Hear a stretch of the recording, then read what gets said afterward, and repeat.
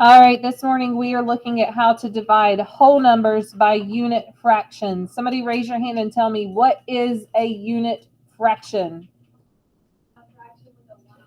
A fraction with a 1 on top. All right, so what we're going to do today is we're going to create a model. 4 is the number that we're going to split, so we're going to go ahead and create 4 wholes. And how many pieces are we going to chop each of those into? Excellent. I'm seeing hands. You can shout the number out. 2.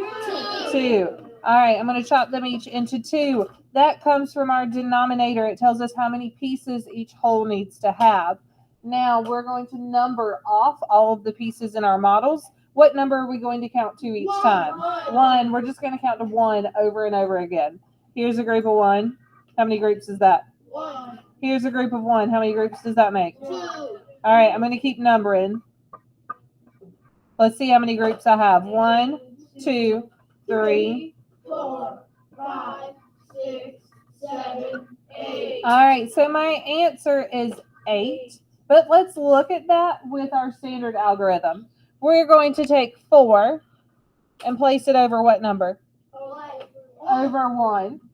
We're going to change our sign to what? Multiplication. And then what are we going to do with this fraction? Good. All right, don't shout anything out. Take a look at that problem. Get the answer in your head. Simplify it. Don't shout it out yet. And tell me what it is. Go ahead. 8.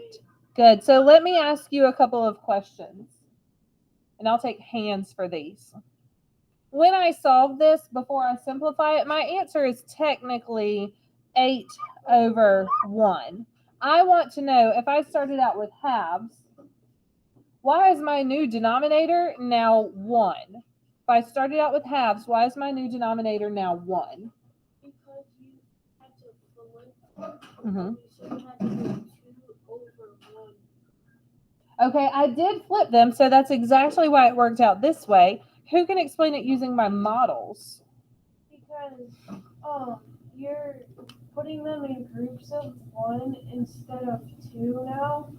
And so you take the numerator and you make it your denominator. Good. Instead of being in groups of 2 like we started with, I numbered them off and put them into groups of 1. So that turns into my new denominator. So my final answer is 8 over 1. Let's try one more problem very quickly.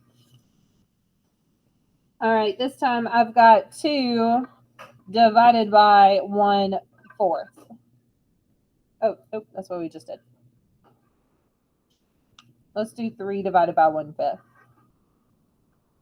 Hey, how many holes am I going to draw?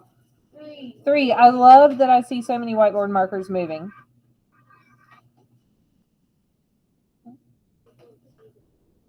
Oh, thank you. How many pieces am I going to slice them into? Fifths. And you know what? What did I tell you about doing fifths with models? What should... Yeah, let me use a rectangular shape. It's easier to split.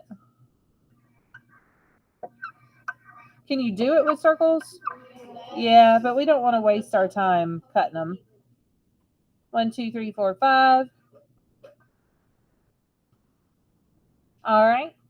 Now I'm going to number them off one at a time. 1, 1, 1, 1, 1. How many groups do I have in that hole? 5. How many groups will I have in all 3 holes? 15. 5 here, 5 here, 5 here, 5, 10, 15.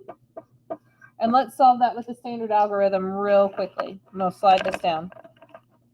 We had 3 divided by 1/5. We're going to keep our 3. What should I put it over? 1. What happens to my sign? Multiply. What will this turn into? 5 over 1. Good. 5 ones. I like the way you put that. 3 times 5 is 15 over 1. Which simplifies to 15. 15. All right.